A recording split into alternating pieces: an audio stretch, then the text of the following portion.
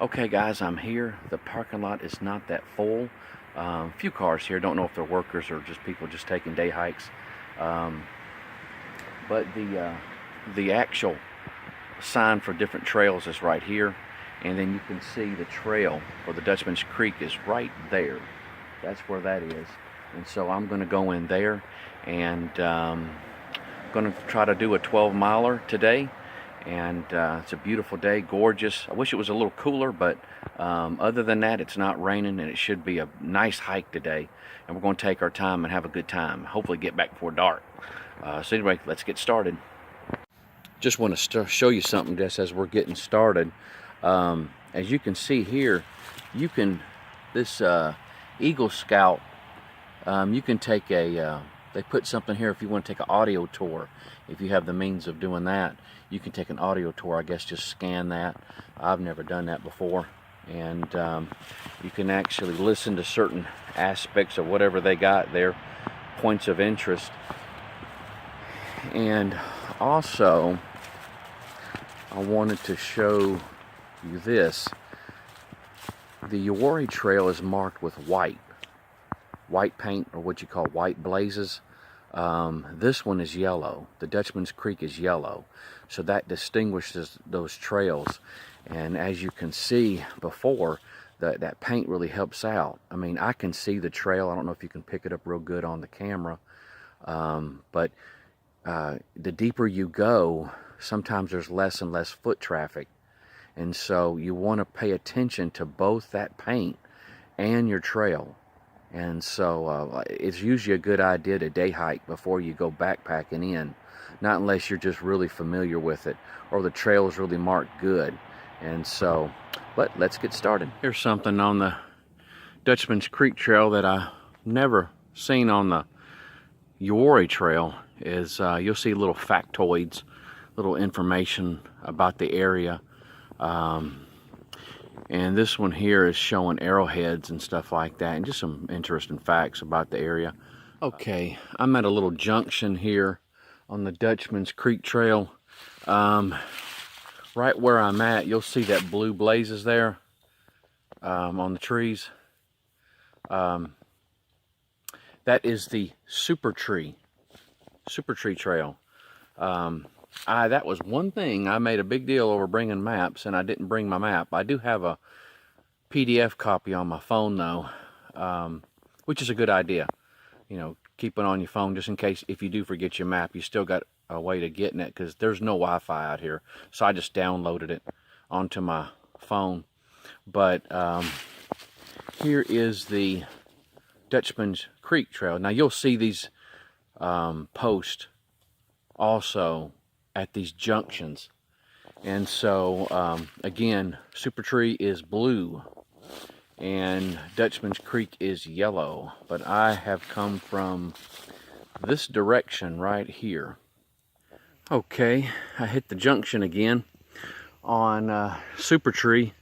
Evidently it loops part of the Dutchman's Creek Trail. Let me show you something. If you'll notice, get over here, hopefully this, I'll look on the other side of it, that way the sun will be behind me. If you'll notice right here in the bottom of this post, it'll tell you what you can and cannot do on these trails. Like on this one here, they allow you to have a bicycle and hike, and they tell you you cannot have a horse, a car, like a SUV, four-wheelers or motorcycles. That's what they say you cannot do. And on the Dutchman's Creek Trail, it says that you can hike only. That's it. Now, I did see some parts of this trail where somebody evidently took a bike or a motorcycle, which is, I'm going to tell you right now, on some of the areas I've been through, I don't know how they did it. Because it's extremely hazardous in some areas just to hike. And but they were evidently had motorcycles, so I guess if you're skilled enough on these motorcycles, you can do that. And so But at any rate, let's go ahead and get moving. Okay, I figured I'd take me a little break. I passed the 4-mile mark a little while ago. That's the direction I came from. It kind of winds back that way. But I thought I saw this big tree sitting here. Well, lying here. It looked like it fell. And they just started cutting up this thing. That is some tree. It's a biggie. But here's the trail right here. It just runs right through it here and goes right on up. But I figured it was time for a little breather. I got about a little less than 8 miles to go before I finish the hike. And so I need to pace myself a little bit. It's so peaceful and quiet out here. Oh yeah. I'd rather wait until around the 6-mile mark before I take a lunch break. Or maybe even a little further than that. I almost decided to eat one of the Cliff Bars that I brought.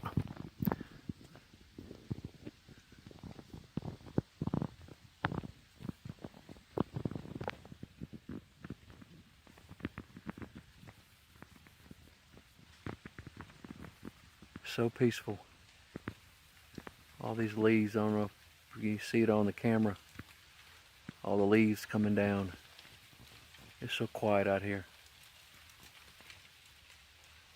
Okay, I saw this big rock I used to like to take a break on. I'm not going to take a break this time. But I'm actually standing on the rock. This is a huge rock.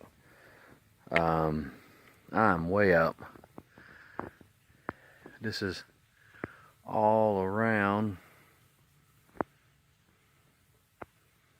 The trail is in that direction. Can you see it? I see one of the yellow blazes there, about right in the middle of the screen.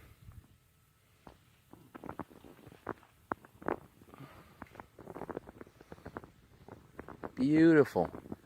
Absolutely gorgeous out here. Okay, I just passed the 5-mile mark, but I saw this root, this tree that has fallen and uprooted. Look at this thing. This thing is massive. It's got to be the height from the ground all the way up there. I'm going to say 12 feet. 12 feet easily. That's just a big guess, but I'm going to say that's a good guess. This thing is huge. The tree ain't that, it's big, but it's not that big. It goes down through there. There's a lot of trees that have fallen. All this rain we've been getting, been softening up this ground. But I can't even reach the top of it with my poles. I'm probably about another foot and a half from the top. That thing is huge. Huge little root system there. Amazing.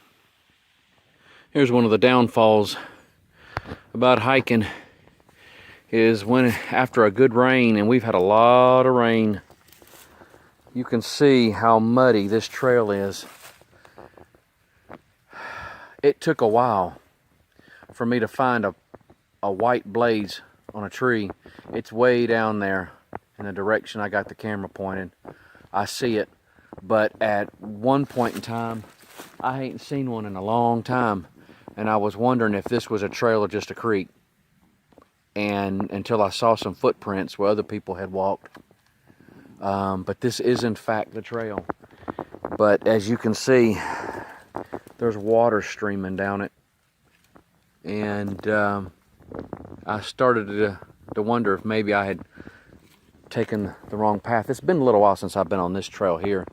But I do know, I was fairly confident that this was it. And you can see just a little bit down there where somebody has saw sawing a tree for the path to go down. So those are little clues also. They wouldn't have done that for a creek. They'd have left it so that way they could cross it. And so, anyway, let's head on.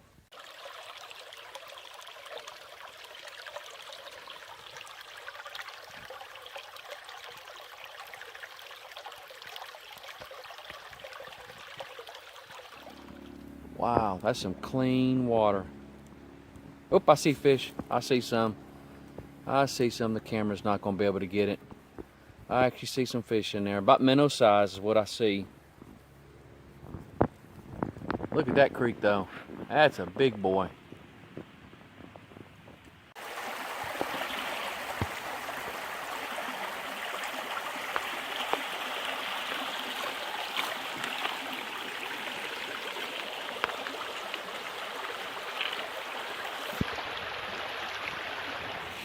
Check out all this debris or the leaves. Whereas you can see, at one point in time, there was some water flowing through here. I mean, some water was flowing through here.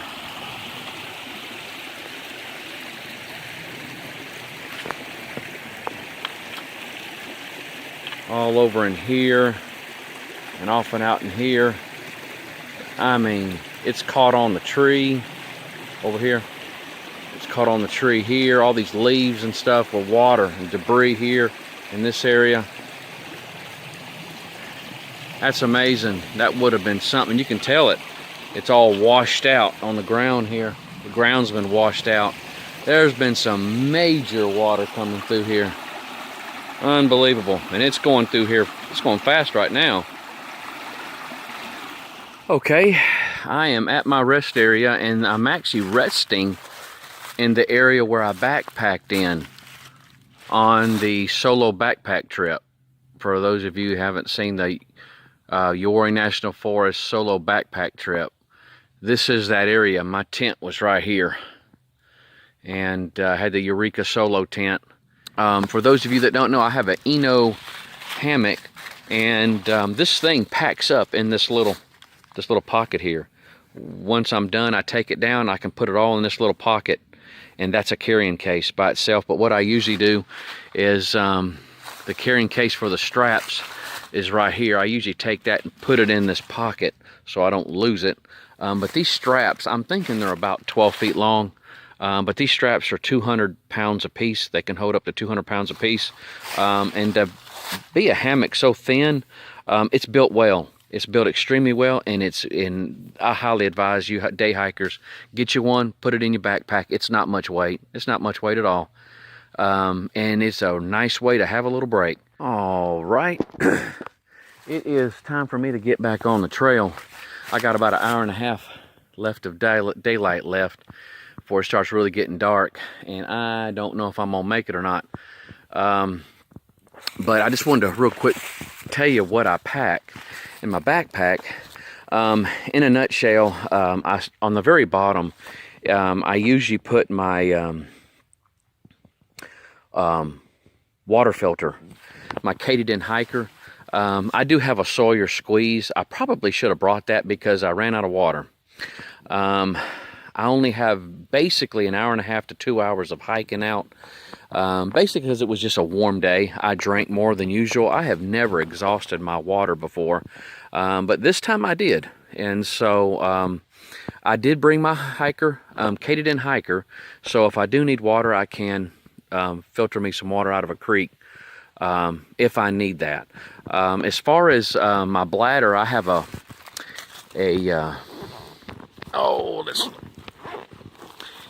Camelback is what I got, and it's a good bladder. I've never had any problems with it. The bladders that have a swivel on the hose, I have had problems with those where the hose meets the bag, it swivels there. I have had problems with those leaking whenever pressure gets put on the bag. But other than that, of course I bring my stove, which is the MSR reactor stove, and I bring my my hammock, And of course, you know, just it's very minimum. The Z-pad, I bring that if I just want to quick sit down real quick, and maybe it's wet or hard on hard surface. I'll do that. Gloves, hat, that goes without saying. Trekking poles is a must. I've got the Black Diamond. It's a contour shock type, is that the type that I have. I'm not really for sure. Supposedly this right here is a shock absorber. They do well for me. I wouldn't hike without my trekking poles. They've been just great, especially today. I've had to have them help me out with some creeks, crossing some creeks. Usually I bring myself a nice shirt. You know, try to stay away from cotton. Anything that my sweat is going to lock into, or wetness or something like that. I want stuff that's going to be quick dry, moisture wick away, that type of stuff. And also I do bring my Bluetooth speaker. I plan on listening to some MP3s on the way out. I shut the phone off and charged it. But also, of course, I have my headlamp. I bring my headlamp with me, and I'll probably will be using it if I don't get on the trail here soon. So other than that, guys, it's just, you know, enough food for today. I've got 2 Cliff Bars I still haven't eaten. But, you know, in a nutshell, it's just something I'm going to need for the day. As far as weight, I'm looking at, I mean, maybe 20 pounds, 25 pounds with everything. It just really, you know, everything is lightweight. And, you know, I always know when my bag's fixing to get out of water whenever the bag starts getting lighter as a whole. And so water does tend to weigh you down some. But guys, I'm going to get on the trail. I'll see you hopefully at the at the parking lot when it's daylight still. I don't know if the camera can get this, but it is dark. It's starting to get dark. It's after 5 o'clock, and I'm on Wood Run Road right now. I decided for safety's sake, it'd probably be best to take Wood Run Road. It's just the rocks are extremely wet and muddy. There's a lot of muddy areas because of all the rain, and it would be safer to just walk on a gravel road which runs parallel with the Uwharrie Trail where I popped off at. So the last 3 miles I'm actually on this road here. Can you see that? The moon is out. It's dark. I hear the traffic though. I can hear cars. I'm gonna have to get my headlamp out here in a minute. I can see it's if what you're looking at is what I'm seeing on the screen, it's probably looking a whole lot darker than what it really is. I can actually still see the road, but if it gets any more darker before I get back, I am definitely gonna have to get that headlamp on. And so what an adventure, what an adventure. I'm using my headlamp as a little light so you can see me. I was walking in the dark the last 10 minutes. I mean, completely in the dark, just about, through those woods. I am whooped. I am whooped. It was a 12-mile day. I am going to head back to the house. I need a good hot shower. Going to pop some ibuprofen and get me something to drink. But at any rate, okay, it's an hour back to the house. I'm sure Sandra's going to be glad to hear from me. I told her at 9 o'clock, send out the posse to find me. And so I need to get somewhere where I can get a signal and let her know I'm on my way home and I'm all right. So at any rate, y'all take care. Happy Thanksgiving. Bye-bye.